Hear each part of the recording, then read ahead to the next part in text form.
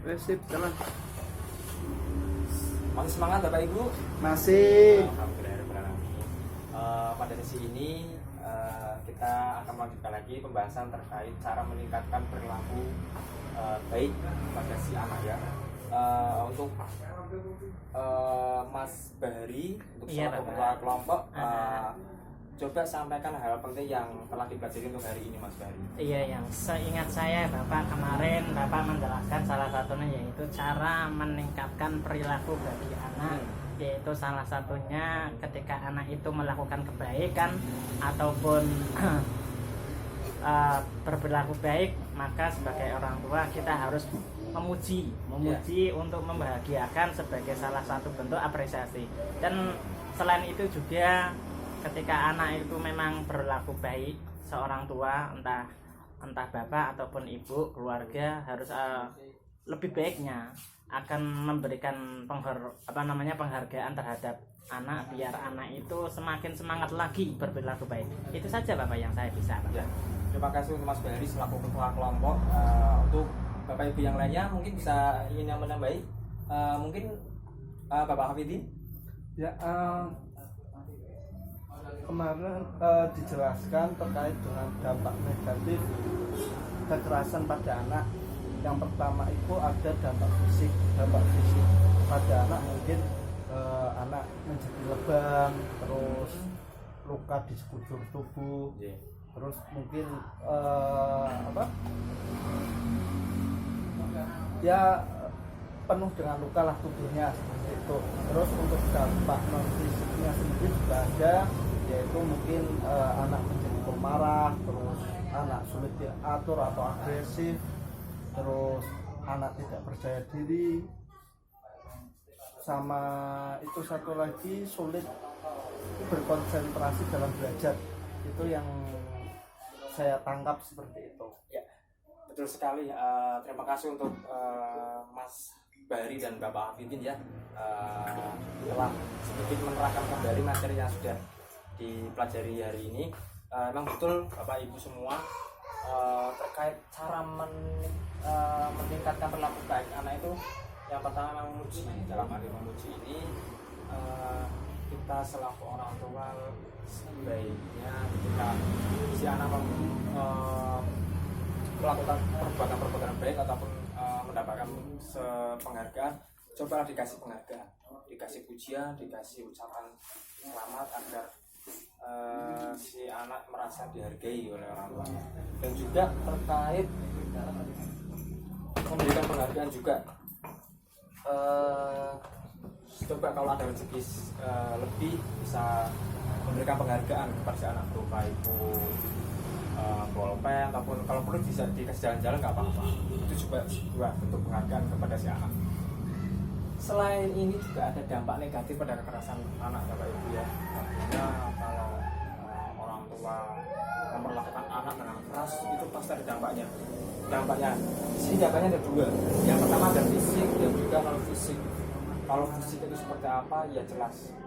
Kalau fisik, kalau Bapak Ibu memarahi anak dengan menampar, menjewel ataupun memukul, pasti dampaknya akan kelihatan di sekujur tubuhnya, mungkin pipinya merah ataupun badannya lembab. Itu akibat dari panjangan memperlakukan si anak dengan keras. Ada juga dampak non fisiknya, artinya yang tidak kelihatan.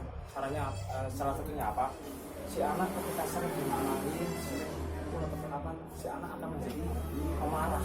Artinya kalau sedikit-sedikit marah, sedikit-sedikit jangkalan. Nah, itu juga bisa menjadi salah satu penyebabnya. Ada lagi juga agresif, tidak percaya diri. Kasihan si anak kalau mau apa-apa tidak terjadi. Itu juga penyebab karena sering perlakuan keras pada anak. Dan yang terakhir, sulit konsentrasi belajar. Nanti si anak kalau mau belajar susah karena sering termindset bahwa sering dikasari oleh orang tua. Nah, cara mengurangi perilaku buruk anak bagaimana? Nah, di sini ada tipe-tipenya. Kalau di sini di bawah usia 2 tahun, yang pertama membuat lingkungan anak bagi anak. Artinya membuat lingkungan aman bagi anak. Bagi rumah maupun lingkungan, cobalah orang tua bagaimana bisa membuat lingkungan anak itu merasa aman dan nyaman untuk dunia si anak. Selanjutnya membatasi anak nonton TV. Sekarang memang banyak pengawasan dari orang tua kurang dalam si anak, baik itu menonton TV ataupun menonton HP misalnya Bu ya. Nah, coba mulai sekarang kita batasi, misalkan 1 jam, misalkan boleh nonton TV tapi hanya 1 jam ataupun maksimal 2 jam, itu pun di jam-jam tertentu, jangan sampai bertabrakan dengan jam belajar ataupun jam sekolahnya. Terus mengalihkan perhatian anak, kalau misalkan si anak menangis ataupun lagi bisa, coba kita alihkan perhatiannya ke hal-hal yang membuat si anak menyenangkan. Nah, terus menjelaskan akibat perilaku buruk. Artinya kita jelaskan dari orang tua itu mencoba menjelaskan kalau si anak melakukan perbuatan yang buruk ini nanti akan mendapatkan hal yang buruk juga. Jadi si anak jangan memikir, dia tidak melakukan perbuatan buruk itu. Dan juga ada juga cara mengurangi perilaku buruk anak di usia 2-8 tahun. Kalau yang tadi itu di bawah 2 tahun, sekarang di usia 2-8 tahun. Bagaimana caranya? Yang pertama, kan ini kan udah lumayan besar Ibu ya. Iya, Pak. Sudah bisa sedikit berpikir lah. Yang pertama menjelaskan akibat dari perilaku buruk anak. Sama ya, artinya coba jenengan pahami lagi, ajak bicara si anaknya lagi dengan nada yang lembut, dengan yang baik. Nanti si anak pasti jelas kamu ngerti dengan sendirinya. Membuat aturan bersama anak, didudukan bareng-bareng maunya seperti apa si anak, agar tetap dalam koridor-koridor yang tidak keluar dari aturan-aturan yang telah disepakati bersama-sama. Memberikan waktu untuk menenangkan diri dan berpikir. Akhirnya kalau nanti si anak mendapatkan sesuatu, jangan langsung dimarahin ataupun jangan langsung apa Bu, Pak? Jangan dimarahin ataupun dipukul. Ya, artinya ditenangkan dulu, biar kasih jeda waktu dia itu berpikir. Nanti kalau udah kasih waktu jeda, coba si orang tua datang dan memberikan nasihat-nasihatnya. Dan yang terakhir, mengacukan tindakan yang tidak berbahaya dan hanya untuk menarik perhatian saja. Sama artinya kalau sesuatu itu terjadi, silakan dialihkan hal-hal yang positif. Kalau tadinya negatif, coba dialihkan hal-hal itu juga sedikit akan menambahkan perilaku-perilakunya. Yang terakhir ini yang terkait memasuki usia remaja. Kalau yang tadi itu balita, yang sebelah sini itu anak-anak, dan sekarang remaja. Jadi tipenya masing-masing ya. Ini yang remaja gimana? Menjelaskan akibat dari perilaku buruk anak. Ingat, contohnya kalau si anak membolos, pasti nanti akibatnya tidak naik kelas ataupun dimarahin dulu ataupun dimarahin orang tua. Nah, itu juga ditekankan lagi biar si anak tidak membolos. Terus meminta pendapat anak untuk menentukan seperti apa peraturan yang seharusnya disepakati bersama. Selanjutnya memberikan kebebasan yang disertai dengan tanggung jawab. Saya yakin setiap anak itu ingin mempunyai kebebasan, tidak ingin dikekang, pasti itu. Tapi sebaiknya orang tua tetap dikasih kebebasan, tapi dengan rasa tanggung jawab. Artinya si anak juga diberi tanggung jawab. Yang bebasnya itu enggak keterbablasan gitu ya. Tetap dikasih kebebasan, tapi tetap dikasih tanggung jawab. Biar tetap dalam peraturan-peraturan yang sudah disepakati bersama orang tuanya.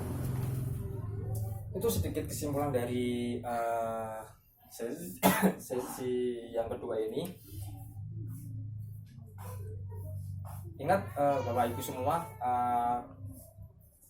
agar apa yang kita sampaikan, kita pelajari hari ini bisa diterapkan ya Bu ya, diterapkan hanya. Iya Bapak. Jangan sampai hanya kita ingat-ingat aja, tapi dipraktekkan. Iya. Ketika di rumah coba dipraktekkan bersama orang tua, sama anak, dan juga kalau bisa dikasihkan ilmunya ke tetangganya, ke saudaranya, ke anaknya, biar semua juga tahu tentang hal seperti ini. Karena saya yakin ini sangat bermanfaat untuk orang tua dan juga anaknya. Ingat, untuk pertemuan selanjutnya jangan lupa buku pintarnya di bawah. Dan selanjutnya ingat, nanti kita sharing ataupun praktek bagaimana ibu-ibu melaksanakan kegiatan ini agar tetap kondusif dan tetap aman. Itu saja yang bisa saya sampaikan. Semoga bisa bermanfaat untuk semuanya. Kurang lebihnya saya mohon maaf. Wabillahi taufiq wal hidayah. Wassalamualaikum warahmatullahi wabarakatuh. Waalaikumsalam warahmatullahi wabarakatuh.